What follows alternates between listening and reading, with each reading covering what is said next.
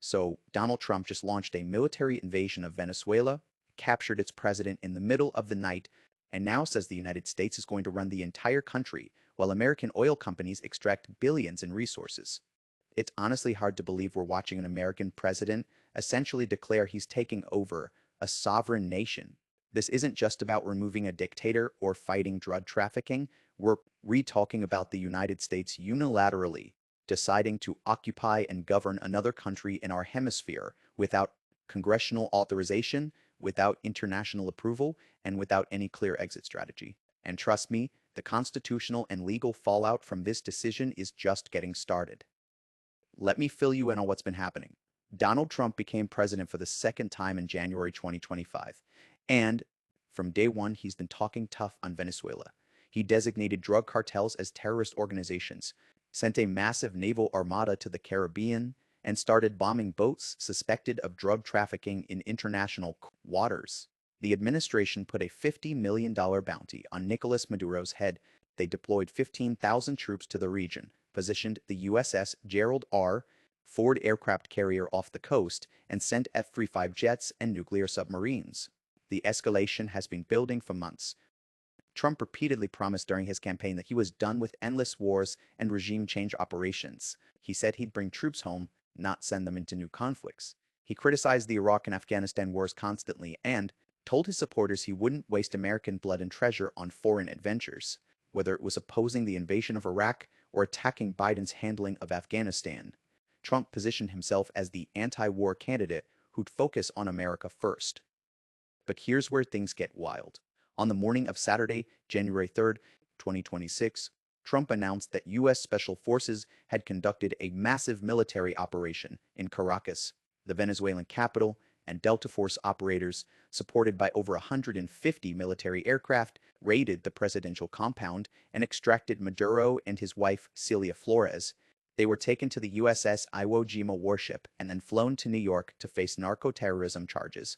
The operation involved bombing runs, explosions throughout the capital, and what legal experts are calling a full-scale invasion of a sovereign nation. Reports from around January 3rd revealed just how detailed this operation was.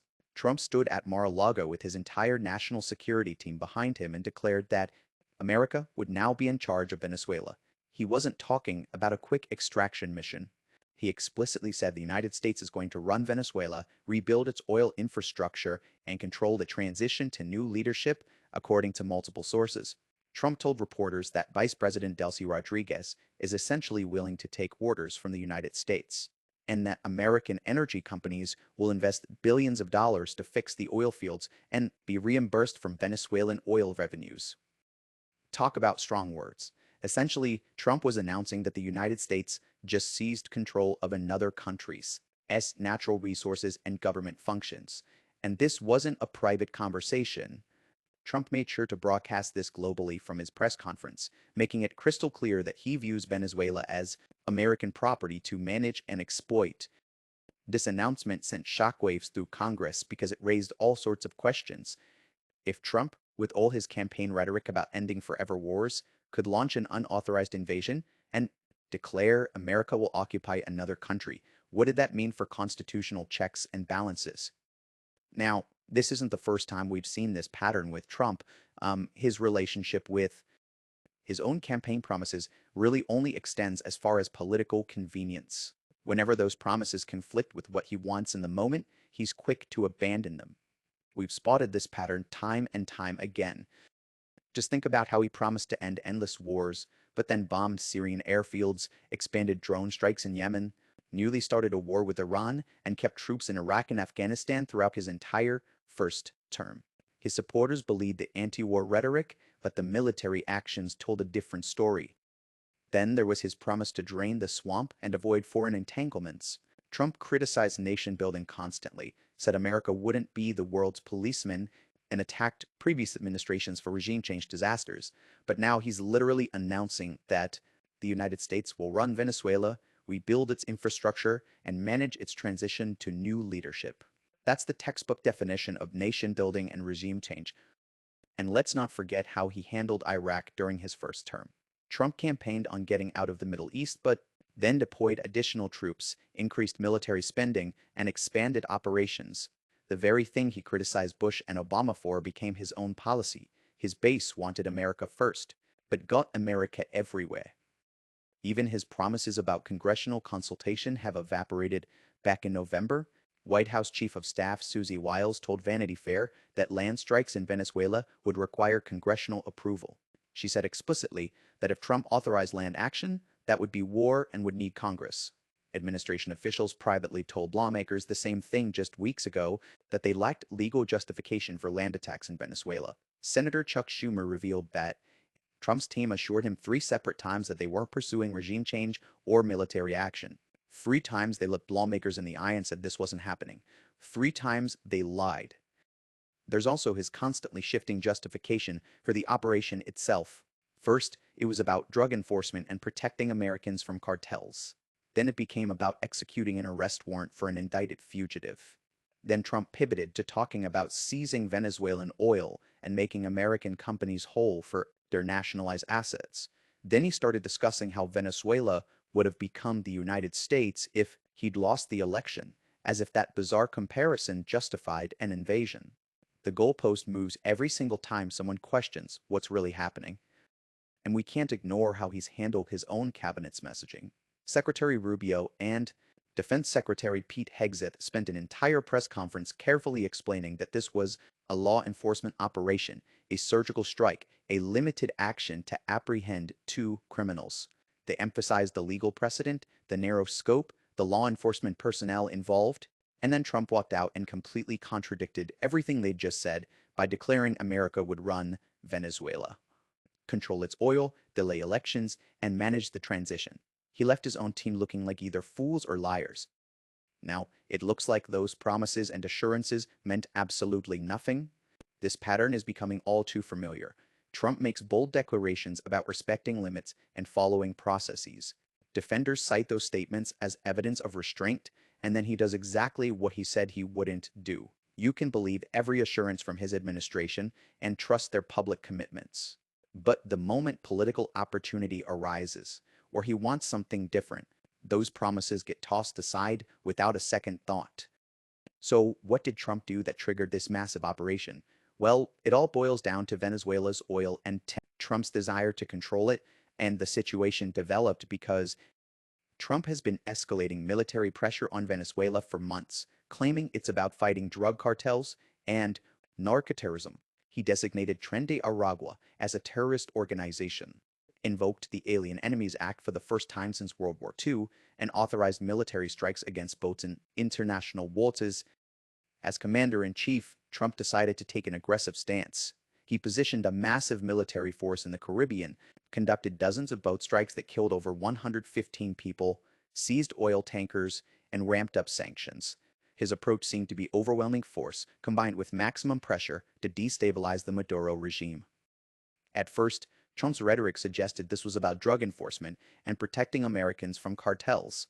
He talked about narco-terrorism, about Maduro being a criminal, about drugs flooding into the United States. The Justice Department had indicted Maduro back in 2020 on narco-terrorism charges, so there was a legal pretext for an arrest. But here's where things started to go wrong. As the military buildup continued into December and early January, the stated justifications began shifting. Trump started talking more openly about Venezuela's oil reserves, the largest proven reserves in the world. He mentioned how American companies had been nationalized by the socialist regime and deserved to get their assets back. The focus drifted from drug enforcement to resource extraction and geopolitical control. This was the moment Trump's real intentions became clear. Secretary of State Marco Rubio initially tried to frame this as a law enforcement operation, a surgical strike to apprehend 2 indicted fugitives. He emphasized that this was about executing an arrest warrant, that law enforcement personnel were part of the extraction team, that this was supported by precedent from the Manuel Noriega case in Panama. But then, when Trump held his press conference at Mar-a-Lago, he absolutely blew up that careful narrative. In Trump's framing, this wasn't just about arresting Maduro, this was about taking control of Venezuela's oil, rebuilding the infrastructure, running the country's government, and using Venezuelan resources to reimburse American companies. He said explicitly that the United States would run Venezuela until a proper transition occurred, that American energy companies would invest billions, that we'd extract the oil to pay for everything. Now, this puts everyone in an impossible position. On one side, Trump's own Secretary of State and military leaders really need to maintain the legal fiction that this was a law enforcement operation with limited scope. That's the only plausible legal justification under existing precedent. The 1989 Barr memo that authorized the FBI to make extraterritorial arrests as their foundation. On the flip side, Trump actually has to explain to the American people and the world what he's really doing, which is seizing control of another country's government and resources. That means admitting this goes way beyond a law, enforcement action, and acknowledging that the United States just launched an invasion and occupation. The tricky part is that these two positions are fundamentally incompatible. You cannot say this was a law enforcement operation to execute an arrest warrant and then turn around and say we're now going to run the entire country, control its oil production, delay elections, and manage its transition to new leadership. Those are contradictory legal theories that undermine each other. So Trump's team is caught in a bind. They can either stick with the narrow law enforcement justification, which means they need to extract U.S. forces immediately after capturing Maduro and not establish any kind of governing presence, but that abandons Trump's stated goals of controlling Venezuelan oil and running the country, or they can embrace the broader regime change and nation building mission that Trump described, which means acknowledging this was an act of war requiring congressional authorization, but that opens them up to devastating legal challenges and constitutional violations. It's a complete mess, and that's exactly what Trump creates for everyone around him. He demands that his team provide legal cover and political justification, but then he personally undermines those efforts by saying the quiet part loud, by admitting what he's really doing, and by making claims that contradict the official story. This whole scenario is causing massive fractures in Washington. Congress is absolutely divided over what just happened and whether Trump had any legal authority to do it, if Trump has launched an unauthorized war and is willing to publicly declare that America will occupy another country. Every member of Congress is left wondering where and the limits are.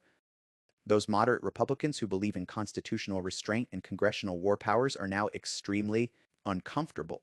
Senators like Mike Lee initially questioned the operation, but then changed his tune after a phone call with Rubio. The pressure to fall in line with Trump is intense, but the constitutional violations are so blatant that even supporters are struggling to defend this.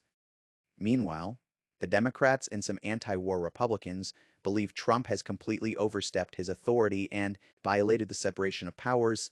They're pointing out that the War Powers Resolution requires congressional notification, that Article I gives Congress the power to declare war, and that the president cannot unilaterally invade and to go occupy another country just because he wants to. Things became even more intense when Senate Minority Leader Chuck Schumer and other Democratic leaders issued scathing statements. Schumer said that launching military action without congressional authorization and without a credible plan is reckless. He revealed that the administration had assured him 3 separate times that they were not pursuing regime change or military action in Venezuela. He accused Trump of deliberately misleading Congress and the American people about his intentions. Senator Tim Kaine announced that his bipartisan war powers resolution would come up for a vote in the Senate next week. The resolution stipulates that the United States should not be at war with Venezuela absent to clear congressional authorization. Kaine called Trump's action an unauthorized military attack and a sickening return to when America asserted the right to dominate the internal affairs of all nations in the Western Hemisphere. He warned that this history is replete with failures and that Trump risks plunging the hemisphere into chaos. House Minority Leader Hakeem Jeffries said Trump has a constitutional responsibility to follow the law and protect democratic norms. He pointed out that far too many questions remain unanswered, including whether American troops are on the ground in Venezuela and what Trump's plan actually entails for running another country. When someone as prominent as the Senate Minority Leader publicly accuses the president of lying about military operations, and when bipartisan resolutions are being introduced to block the action, we're in a world of constitutional crisis. Legal scholars are noting that we haven't seen this kind of unilateral presidential action without any international or congressional support since the most controversial moments of the Iraq War. Jimmy Guruli, a Notre Dame law school professor and former assistant U.S. attorney, went on multiple news outlets and stated bluntly that this is clearly a blatant, illegal, and criminal act. Just think about that for a moment. A respected legal expert who served in the Justice Department is calling the president's military operation illegal and criminal. And this is coming from someone with deep expertise in international law and executive power. Mark Nevitt, a former Navy attorney who now teaches at Emory University School of Law, mentioned that he sees no legal basis for the United States to go into another country and take its leader without an extradition treaty. When legal experts from across the political spectrum start using terms like illegal, criminal, and unauthorized, that's the moment to really pay attention. Jeremy Paul, a professor at Northeastern University specializing in constitutional law, pointed out the fatal flaw in the administration's argument. He said you cannot claim this was a law enforcement operation and then turn around and say, now we need to run the country. It just doesn't make any sense. That contradiction is at the heart of why this operation is constitutionally indefensible. So let's break down what this could mean because it's not just a captivating legal and political story. It has serious consequences for how our government operates and what limits exist on presidential power. First up is the immediate political fallout. Trump is facing significant backlash from Democrats and even some Republicans over launching military action without congressional authorization.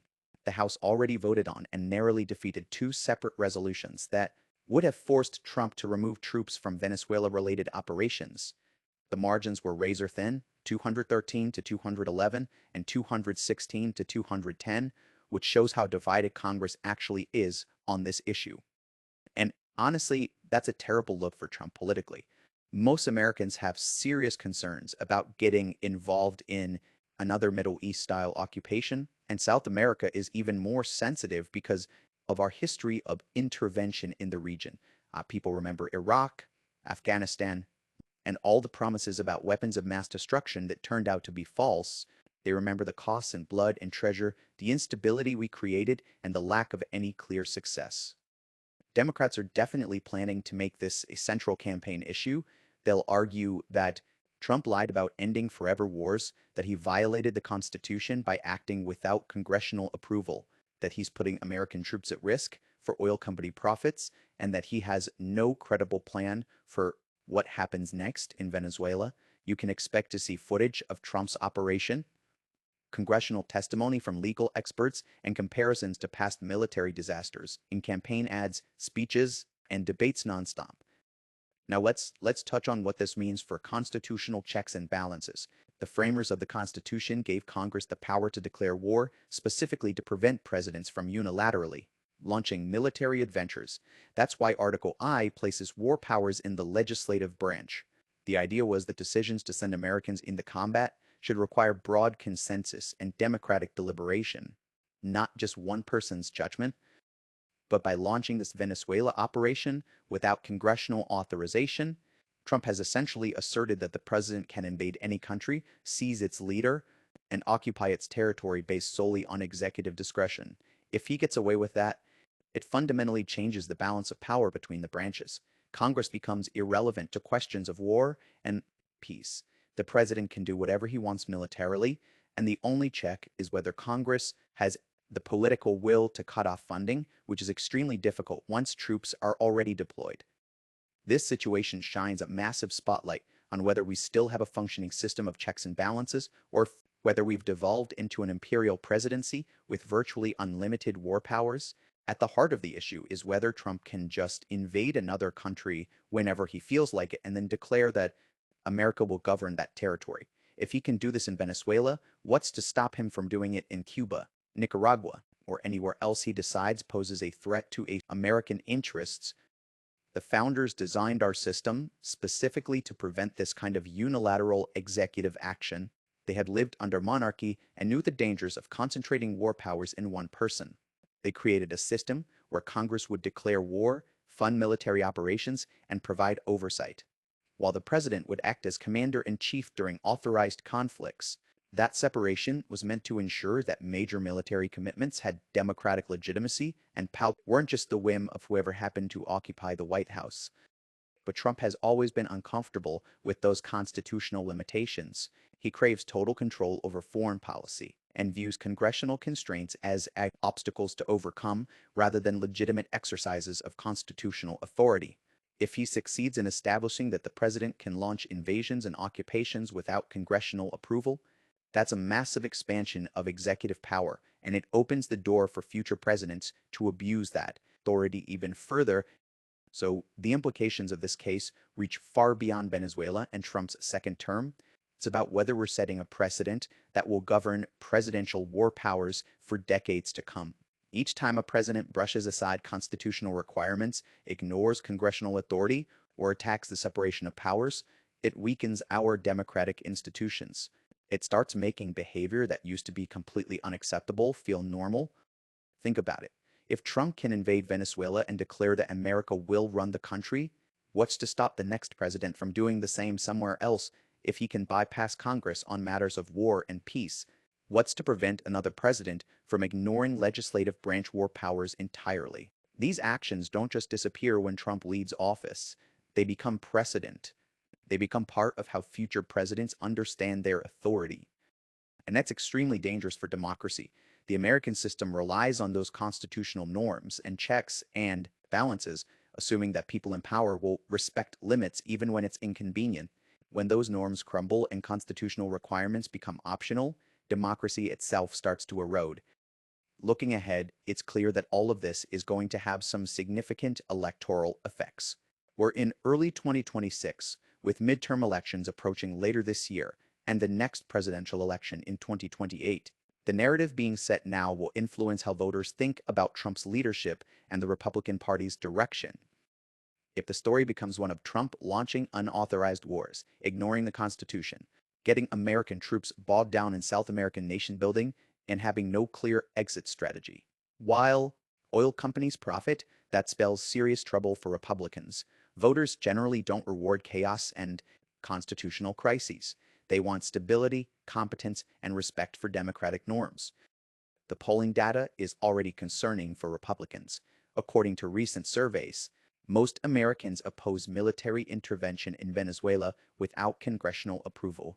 Independent voters, in particular, express skepticism about getting involved in another regime change operation. Domestic issues like inflation and healthcare remain pressing concerns. Trump's S-base might support aggressive foreign policy, but swing voters who decide elections tend to be more cautious about military adventures. Moreover, Trump's explicit acknowledgement that this is about oil plays directly into Democratic narratives about him prioritizing corporate interests over American lives. When he says American energy companies will invest billions and be reimbursed from Venezuelan oil, he's essentially admitting that this operation benefits Chevron and ExxonMobil more than average Americans. That's political dynamite in states where working class voters already feel like Washington serves the wealthy and connected. The contrast with his campaign promises couldn't be starker. Trump ran on ending forever wars and bringing troops home. Now he's committing American forces to running another country indefinitely. He promised America first. Now he's announcing America will rebuild Venezuela's infrastructure at massive cost. He attacked Biden for chaotic foreign policy. Now he's creating the biggest constitutional crisis over war powers in decades. Right now, Trump isn't offering any of those things voters wanted. He's offering unilateral military action, contradictory legal justifications, open admission that this is about seizing another country's oil, and a plan to occupy Venezuela indefinitely. That's not a message that plays well with swing voters or even with many traditional conservatives who believe in limited government and constitutional restraint. So expect Democrats to champion a message focused on restoring constitutional government and ending reckless military adventures. After watching Trump violate separation of powers and launch an unauthorized war of choice in Venezuela, there are plenty of voters who will be receptive to arguments that we need leaders who respect the Constitution and won't drag America into endless occupations. They're promising no more constitutional crises, no more presidents acting like monarchs who can do whatever they want, just a return to normal governance where Congress has its proper role and the rule of law actually means something. That message might resonate strongly with voters, including some Republicans, who are uncomfortable with Trump's authoritarian tendencies and his contempt for constitutional limits. The Venezuela operation could become the defining issue that shapes how people view Trump's second term and whether they want to continue down this path of unchecked executive power. So here's the deal. Donald Trump just invaded a sovereign nation, captured its president, and announced that America will now run Venezuela and extract its oil wealth for American companies. This isn't just about removing a dictator or fighting drug cartels. It's about whether an American president can take unilaterally, launch wars, occupy other countries, and seize their resources without congressional authorization, without international support, and without any regard for constitutional limits. If Trump succeeds in establishing this precedent, then we're basically saying that the separation of powers doesn't matter anymore, that Congress has no real authority over questions of war and peace, that the president can act like an emperor whenever he wants. That would mean we're stepping into a completely new system where constitutional checks and balances are just suggestions that the president can ignore if they're inconvenient. It's about so much more than just Venezuela. It's about whether we genuinely have a constitutional republic with meaningful limits on executive power, or whether we're transitioning to a system where the president has virtually unlimited authority to use military force anywhere in the world for any reason he deems sufficient. So keep an eye on this. The Senate is voting on a war powers resolution next week. Congressional hearings are coming, legal challenges are being prepared, international reactions are still developing. This ride is far from over. The stakes have never been higher, the constitutional violations clearer, and the outcome more unpredictable. We're watching in real time as fundamental questions about American democracy get tested. What happens next will determine whether the United States remains a constitutional republic or whether we've entered an era of unchecked presidential power that would have terrified the founders